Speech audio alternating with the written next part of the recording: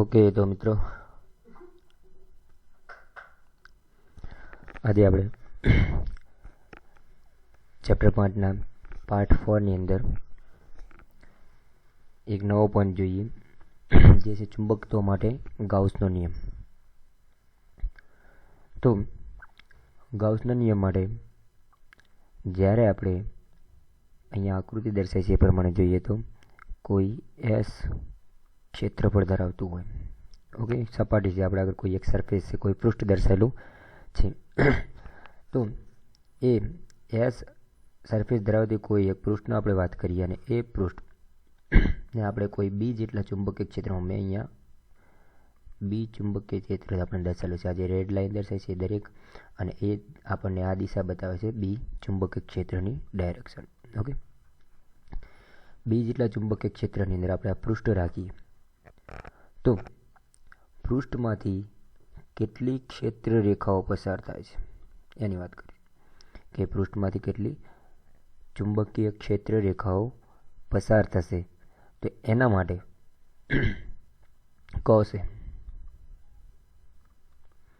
એક નિયમ આપ્યો અને જેને આપણે કહીએ છીએ ફ્લક્સ અથવા ફ્લક્સનો નિયમ કહીએ તો એ કોને આપ્યો છે? ગાઉસ દ્વારા દર્શાવવામાં આવે તો ગાઉસનો ફ્લક્સનો નિયમ. તો પહેલાં સૌપ્રથમ આપણે ડેફિનેશન સમજીએ ફ્લક્સનો મતલબ શું થાય. ફ્લક્સનો મતલબ આપણે સિમ્પલ ભાષામાં સમજીએ તો એક પ્રકારનો જથ્થો. ફ્લક્સને આપણે શું કહી શકીએ?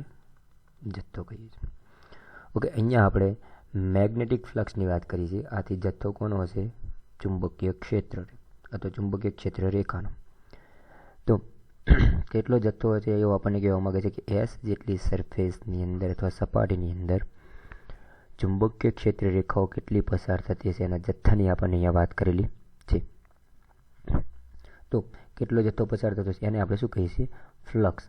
અને ફ્લક્સને ફાઈ વડે દર્શાવવામાં આવે છે. તમે જાણો છો, તમે ઇલેક્ટ્રોસ્ટેટિક્સની અંદર અથવા એ ચેપ્ટરોની અંદર તમે ઇલેક્ટ્રિક ફ્લક્સ એટલે કે ફાઈ ઈ પણ મેળવ્યો હશે.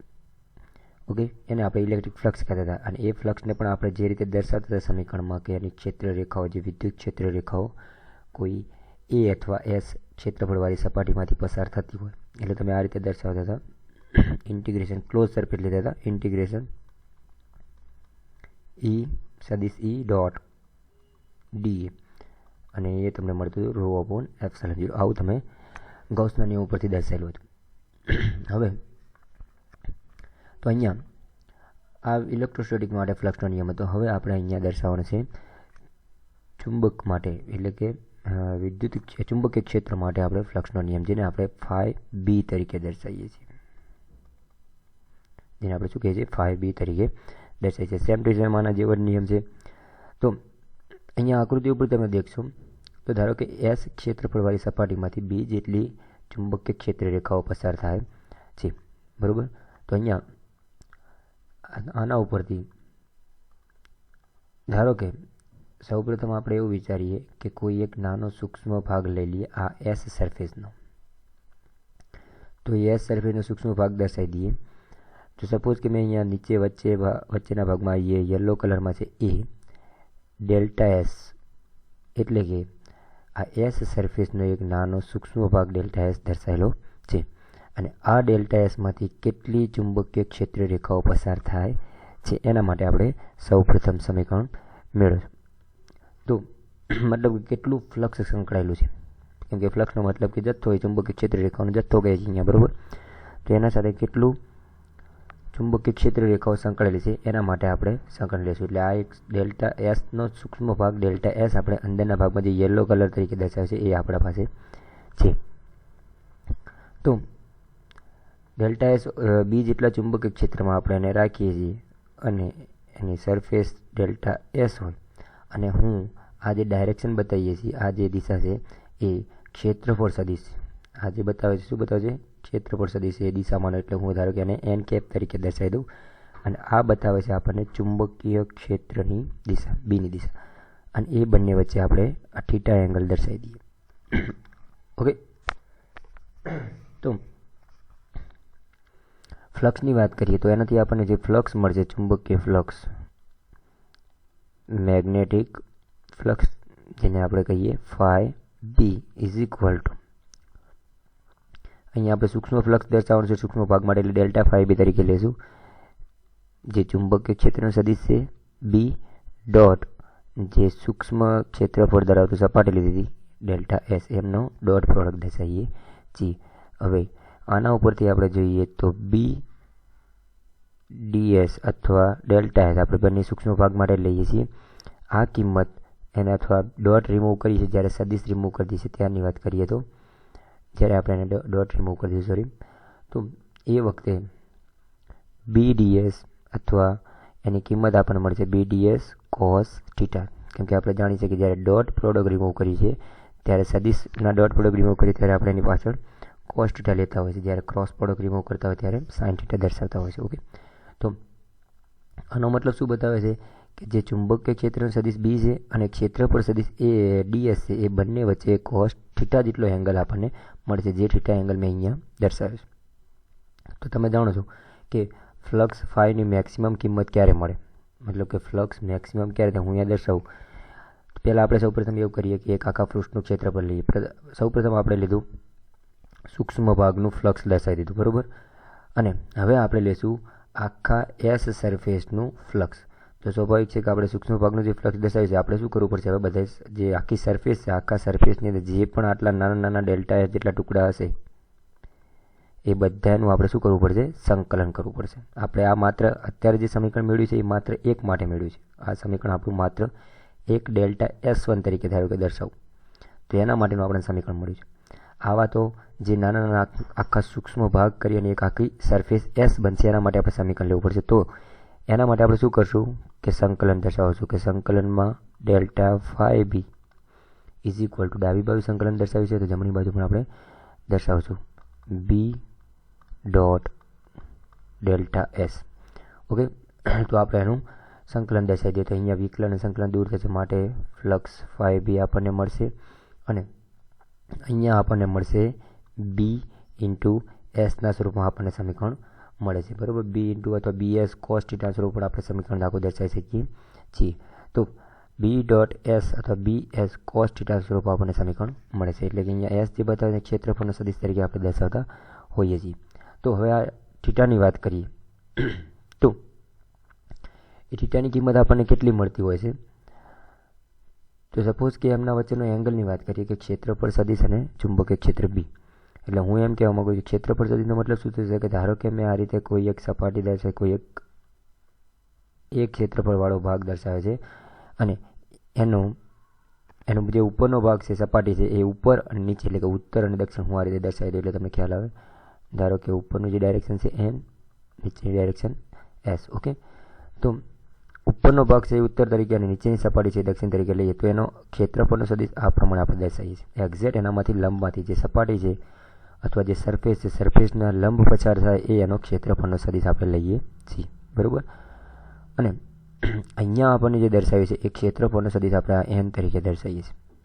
મતલબ એમના વચ્ચે કોઈ એક ખૂણો થીટા છે અને એમનો ડોટ પ્રોડક્ટ દર્શાવીએ ત્યારે આપણે એને બીએસ કોસ થીટા તરીકે દર્શાવીએ છીએ. તો આ સમીકરણ પર તમને ખ્યાલ આવશે કે ક્યારે ફ્લક્સની કિંમત મેક્સિમમ મળે. તો હું એમ કહું ફ્લક્સ એ મેક્સિમમ ક્યારે મળશે કે જ્યારે આ કિંમત આપણને 0 સિવાયની મળતી હોય, મતલબ 0 ના મળતી હોય. 0 ક્યારે મળે, ક્યારે ના મળે તો જ્યારે આપણે theta is equal two 0 degree લઈએ. કોસ 0 બરાબર શું થઈ જાય 1, એટલે આપણને ફ્લક્સ મળે બી ડોટ ડીએસ અથવા બી એસ તરીકે પણ આપણે દર્શાવી શકીએ છીએ, બરાબર. અથવા આપણે એને કહીએ બીએસ અથવા બી એ પણ લઈએ ક્ષેત્રફળ માટે આપણે એ પણ દર્શાવી શકીએ છીએ. તો થીટા એમના વચ્ચેનો એંગલ કોના વચ્ચેનો એંગલ આપણને દર્શાવે છે ચુંબકીય ક્ષેત્ર બી અને એનો ક્ષેત્રફળનો સદિશ એસ બંને એક જ દિશામાં હોય આ રીતે સેમ ડાયરેક્શનની અંદર, મતલબ કે એકબીજા ઉપર સંપર્ક થતા હોય અથવા પેરેલલ હોય સમાંતર હોય તો એમના વચ્ચે થીટા શું બની જાય 0 ડિગ્રી બની જાય. એટલે કે ધારો કે મેં આ ઉપરની દિશામાં સરફેસ ક્ષેત્રફળનો સદિશ દર્શાવ્યો છે અને ચુંબકીય ક્ષેત્ર પણ આ રીતે ક્ષેત્ર રેખાઓ પણ આ રીતે પસાર થતી હોય એ જ દિશામાં, મતલબ સાઉથ ટુ નોર્થ, બરાબર.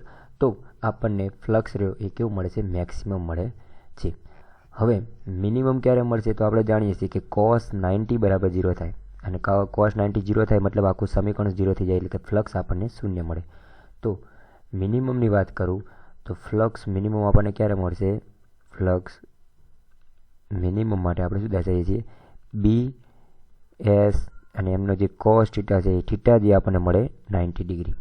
અને 90 ડિગ્રીનો મતલબ શું થાય કે એસ એ આ ઉપરની દિશામાં છે અને ચુંબકીય ક્ષેત્ર રેખાઓ આ રીતે એને લંબ એટલે કે પૂર્વ પશ્ચિમ દિશામાં અથવા પૂર્વ પશ્ચિમથી પૂર્વ દિશાની અંદર એની લંબ દિશાની અંદર આપણને આ રીતે 90 ડિગ્રી બનાવતો હોય એમના વચ્ચેનો ખૂણો સરફેસનો અને સરફેસના સદિશનો અને ચુંબકીય ક્ષેત્ર બીનો. ઓકે, તો બી ડોટ એટલે કે ચુંબકીય ક્ષેત્ર અને એ જે ક્ષેત્રફળ સદિશ છે એ બંને વચ્ચેનો ખૂણો જ આપણે દર્શાવે છે કોસ થીટા. બરોબર, તો એ બંને જો 0 ડિગ્રી હશે મતલબ કે સમાંતર હશે, પેરેલલ હશે તો મેક્સિમમ ફ્લક્સ મળશે.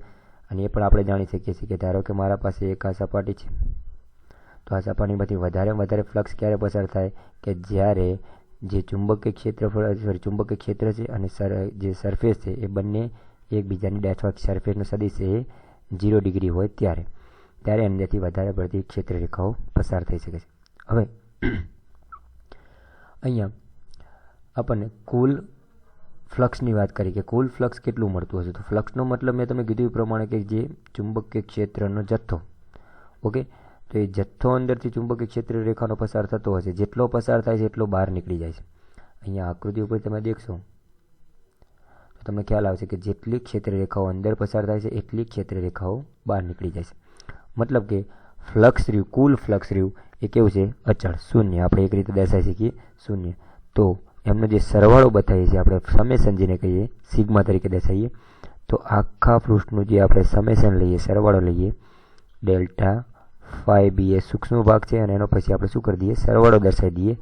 તો આપણને સિગ્મા ઓલ સરફેસ માટે આપણે શું લખી શકીએ? બી ડોટ ડેલ્ટા એસ શું મળે છે? શૂન્ય. કેમ શૂન્ય મળશે? કેમ કે જેટલી ક્ષેત્ર રેખાઓ અંદર પસાર થાય છે એટલી ક્ષેત્ર રેખાઓ બહાર નીકળી જાય છે, એટલે આપણને કુલ ફ્લક્સ શું મળે છે? શૂન્ય મળે છે. તો આ હતો ગાઉસનો નિયમ કે કુલ ફ્લક્સ આપણને શૂન્ય મળતું હોય છે. બરોબર, તો આપણને કીધું કે બંધ પૃષ્ઠમાં જેટલી ક્ષેત્ર રેખાઓ અંદર દાખલ થાય છે તેટલી જ ચુંબકીય ક્ષેત્ર રેખાઓ બહાર નીકળી જતી હોવાથી આપણને કુલ અથવા ચોખ્ખું અથવા નેટ ફ્લક્સ, અને શું કહેવાય? નેટ ફ્લક્સ પણ કહેવાય. બરોબર, તો નેટ ફ્લક્સ આપણને શું મળે છે? શૂન્ય મળે છે. કેમ કે જેટલી ક્ષેત્ર રેખાઓ અંદર જાય છે એટલી બહાર નીકળી જાય છે.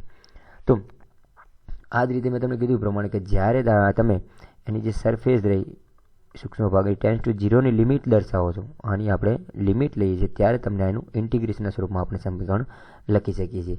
અને જો સરફેસ ક્લોઝ છે મતલબ ખુલ્લી નથી તો આપણે અહીંયા ક્લોઝ સરફેસ તરીકે એને લખી શકીએ. એનું ઇન્ટિગ્રેશન પણ ક્લોઝ સરફેસ તરીકે લઈ શકીએ છીએ. અને ત્યારે આપણે જે આ સિગ્મા એમનું શૂન્ય દર્શાવે છે ત્યારે એમની કિંમત આપણે D5 અને એ વખતે DS તરીકે લઈ અને એમનો પણ ફ્લક્સ આપણે શું દર્શાવી શકીએ? શૂન્ય દર્શાવી શકીએ છીએ જ્યારે ડેલ્ટા એસ ટેન્સ ટુ 0ની આપણે લિમિટ લઈએ છીએ ત્યારે. ઓકે, તો આ જે આપણને સમીકરણ મળે મતલબ કે કુલ ફ્લક્સ આપણને જે શૂન્ય મળે છે એ કુલ ફ્લક્સ શૂન્ય દર્શાવવાનો આપણો જે નિયમ છે એને આપણે ગાઉસનો નિયમ તરીકે દર્શાવીએ છીએ. તો મેઇન હેતુ ગાઉસના નિયમની અંદર એ ચુંબકીય ફ્લક્સ દર્શાવવાનું. યાદ રાખજો, ફ્લક્સ એટલે જથ્થો દર્શાવે છે. અહીંયા ચુંબકીય ફ્લક્સની વાત કરી છે મતલબ કે ચુંબકીય ક્ષેત્ર રેખાનો જથ્થો શેમાંથી પસાર થાય છે? તો કે એસ જેટલી ક્ષેત્રફળ સપાટીમાંથી. તો બે વસ્તુનો ઉપયોગ કર્યો આપણે, બી અને એસ. એનો સૂક્ષ્મ ભાગ લઈએ તો ડીએસ અથવા ડેલ્ટા એસ તરીકે આપણે દર્શાવીએ. ઓકે, તો એ બંને વચ્ચે જે આપણે ડોટ પ્રોડક્ટ દર્શાવી છે બંનેના સદિશો વચ્ચે, એ જ આપણો ફ્લક્સ દર્શાવે છે. બરોબર, અને એ ફ્લક્સ કુલ ફ્લક્સ લેવા જશું તો આપણે શું મળશે? શૂન્ય મળે છે, જેને આપણે ટોટલ ફ્લક્સ કેવું દર્શાવીએ છીએ? 0 દર્શાવીએ છીએ. તો આ નિયમ એ ગાઉસનો નિયમ તરીકે ઓળખવામાં આવે છે. ઓકે, ખ્યાલ આવશે. નેક્સ્ટ ટોપિક આપણે નેક્સ્ટ વિડીયોમાં દેખશું. Thank you.